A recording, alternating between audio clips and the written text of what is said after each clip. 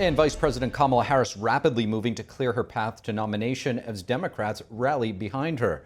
It comes after President Biden abruptly dropped out of the race, shaking up the 2024 election. Joining us now live is NTD's White House correspondent Iris Tao from the White House. Good evening, Iris. So what's the latest here with Kamala Harris after Biden has endorsed her?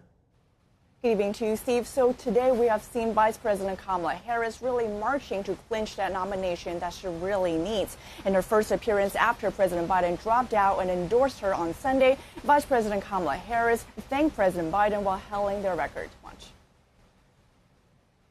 He has already, yes, you may clap.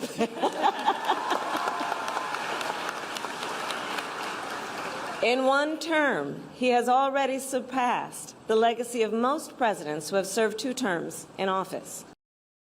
Harris is receiving a rapid flow of endorsements from top Democrats. On Monday, former House Speaker Nancy Pelosi endorsed her after stopping short of doing so in her first reaction on Sunday. She's also now backed by hundreds of state delegates, the majority of the Democratic lawmakers, and pretty much all of the key Democratic governors who were once seen as possible contenders to challenge her.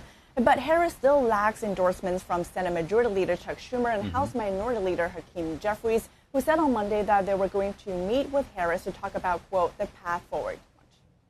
She's excited the House Democratic caucus, and we'll have more to say about the path forward as soon as that meeting concludes.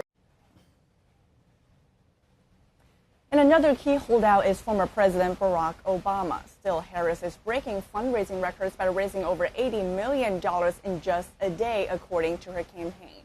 Meanwhile, former President Trump's new VP pick, Senator J.D. Vance, while campaigning in his home state, Ohio, today, said this about Harris. When I see her give a speech, and she talks about the history of this country, not with appreciation, but with condemnation, if you want to lead this country, you should feel grateful for it. And Trump's campaign is reorienting a strategy to now focus more on targeting Harris, especially on her record as the border czar. Meanwhile, President Biden, who said he would address the nation within this week, remains out of sight for now a 5th day in a row. His doctor said today that his symptoms for COVID have been largely gone, and adding that he continues to perform all of his presidential duties. Back to you, Steve. NTD's Iris Tao reporting live from the White House. Thank you, Iris. And 59-year-old Vice President Kamala Harris is nearly 20 years younger than former President Trump. At a glance, her record from her decades as a prosecutor to a short stint on Capitol Hill to the vice presidency, where does she ultimately stand on key issues? NTD's Melina Weisskopf takes a closer look. Before becoming the vice president, Kamala Harris's wheelhouse was law enforcement. She served as a prosecutor in California for roughly 2 decades, eventually becoming that state's attorney general, a role in which she prioritized criminal justice reform. And I created one of the first in the nation initiatives that was focused on re-entering former offenders by getting them jobs and training and counseling. She moved on to serve half a term in the U.S. Senate. GovTrack.us ranks her as a strong leader who is further to the left than most Democrats, based on her record. She rarely reached across the aisle on bipartisan legislation. A notable time she did work with Republicans, however, was to promote human rights in Hong Kong after the Chinese Communist Party solidified its control over the city. Her stance on China echoes that of President Biden and other Democrats. Beijing's actions continue to undermine the rules-based order and threaten the sovereignty of nations. Her Israel stance is more complex. Harris's husband is Jewish and she supports Israel, but she's also called for a ceasefire in Gaza. And her border record will be a major political obstacle. Republicans will target her for the unprecedented surge in illegal border crossings.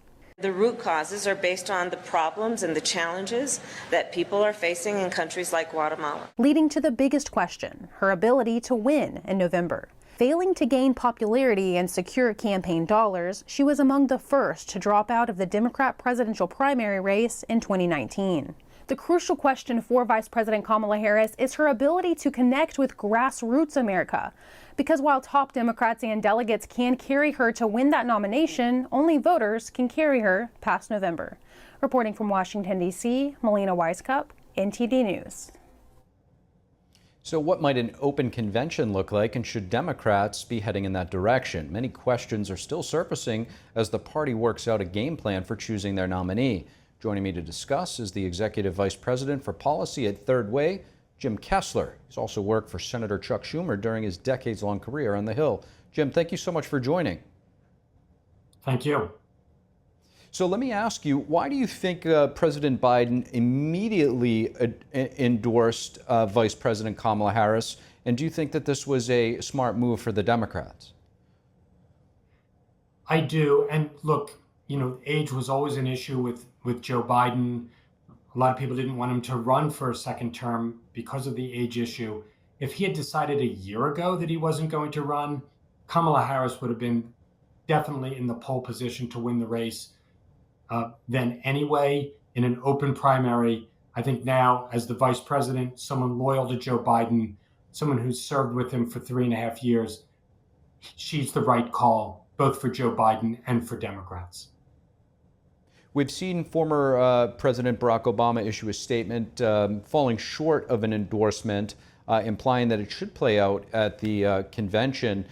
Should Democrats be concerned that voters will feel that they may not have a say in the nominee? That's an interesting question. Look, whether this is a completely open convention or not, she's going to win. There's 4,200 delegates to the convention. They're Biden-Harris delegates, okay? She got Joe Biden's endorsement. Most of them would automatically go to Harris. I think Barack Obama and some others are waiting because they're saying, look, let her shore up the support on her own, show she's winning that support, and then we can come in later. So I don't think Obama's lack of endorsement for Harris is really reticence on the former president's part. It's giving Harris a chance to have her day and, seemingly win it on her own. And lastly, do you feel as though that this, major earthquake and shakeup has actually injected a bit of enthusiasm into the Democratic base that will ultimately help the Democrats? Steve, it's a shot of adrenaline for Democrats. I mean, they were really despondent after Biden's debate performance last month. They really felt there was little hope. She is younger, she's vigorous, she's a prosecutor, she looks good on television, she can tout the Biden-Harris record. I think Democrats feel we've got a real shot right now. Jim Kessler, really appreciate you joining us to share your perspective. Thank you. Thank you. And to discuss legal challenges that may result from President Biden's decision, let's bring in former Indiana Attorney General Curtis Hill, Project 21 ambassador at the National Center for Public Policy Research. Mr. Curtis Hill, thank you so much for joining. Thanks, Steve. Thanks for having me. It's great to have you back. Speaker Mike Johnson says that Republicans could potentially file challenges if President Biden is replaced with regard to ballot access. Given that Biden was the overwhelming winner of the Democratic Party's primaries, gaining those delegates, saying that it would be wrong, is there, in your opinion, any standing there? There might be. This is a very unusual process that's unprecedented. And this is a little late in the game to be withdrawing from the race. And most states, all states, have rules pertaining to when a candidate can file for office and when a candidate can withdraw from office. So there are some situations where someone is on a ballot and the deadline to withdraw from the ballot has passed, and they still remain on the ballot for voters to have a choice.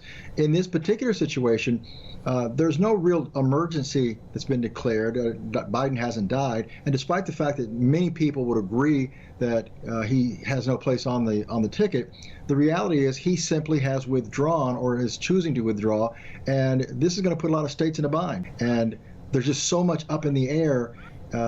What choice has the Democratic Party and Joe Biden given to the citizenry moving forward? That's the real question here.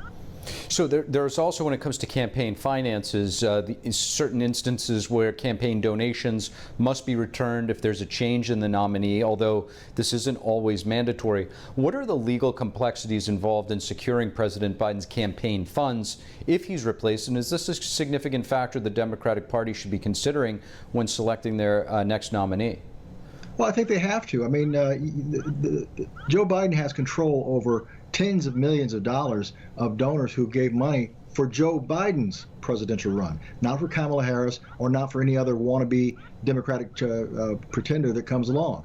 What's interesting is Biden has determined that Kamala Harris should be his successor, so that would certainly suggest that any monies that he has accumulated, he would willingly provide her way. But the real question becomes, will Kamala Harris be the actual Democratic nominee?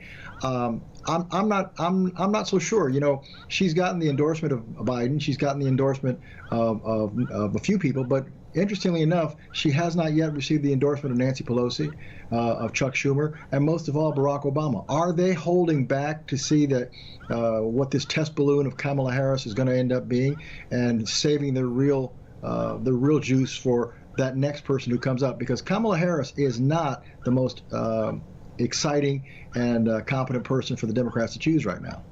To your point, there has been a bit of a deluge of endorsements coming in today. I think Pelosi actually just came in and gave her endorsement. But to your point, Barack Obama, former President Barack Obama, still looms large over this whole situation. Some say that he may have been, one of the main factors behind the scenes pushing Joe Biden to withdraw. What do you actually make of him not throwing his weight behind Kamala Harris to this point? I think he's waiting to see how she flies with the public, to see if she picks up steam. He's the big kahuna. He's the final straw. If he comes in and says that Kamala is his pick, she's going to be the Democratic nominee. If we find out in the next few days that she falters, which we certainly would expect because she's been a faltering vice president all the way, that gives him some room to hold back and look for someone else, a desperate Hail Mary, and put his support behind someone who they think can be a better candidate than perhaps Kamala Harris can be. Former Indiana Attorney General Curtis Hill, thank you so much. Thank you, Steve. Thank you for watching the Capitol Report. If you want to see our full broadcast, check us out at epochtv.com.